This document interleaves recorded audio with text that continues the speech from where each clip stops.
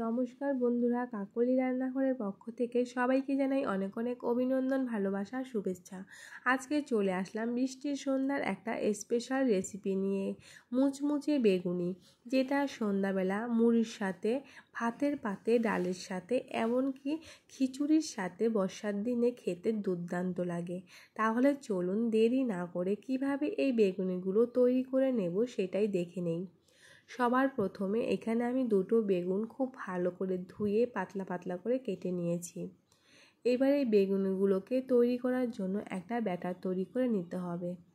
তার জন্য আমি এখানে একটা বড় সাইজের বাটি নিয়ে নিয়েছি।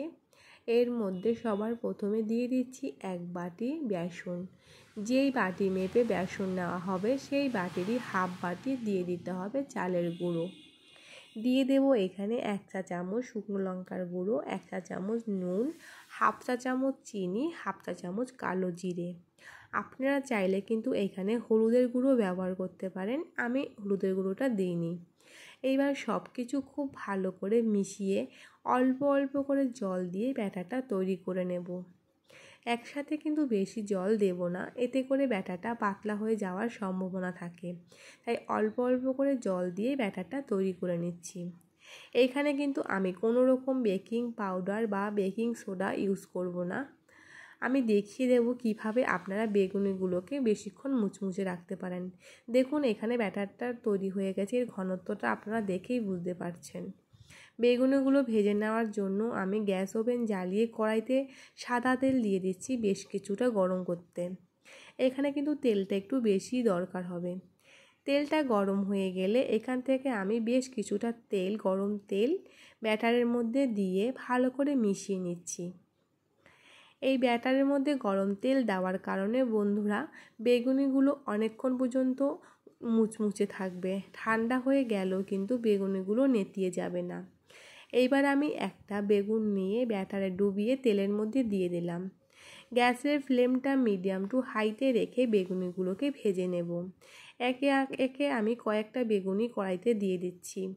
দেখুন বেগুনিগুলো কি সুন্দর ফুলে উঠছে। বেগুনিগুলো কিন্তু খুব সুন্দর ফুলবে আর কিন্তু খেতেও এটা খুবই মুচমুচে। আমি সবার শেষে আপনাদেরকে দেখিয়ে দেব। বেগুনিগুলোকে আমি উল্টিয়ে পাল্টিয়ে খুব ভালো করে ভেজে নেব। আপনারা দেখেই বুঝতে পারছেন বেগুনিগুলো কত সুন্দর ফুলে উঠেছে। দেখুন কালারটা কত সুন্দর এসছে। বেগুনও ভাজা হয়ে গেছে, আমি এগুলোকে তুলে নিচ্ছি। একইভাবে আমি বাকি বেগুনিগুলোও ভেজে নেব।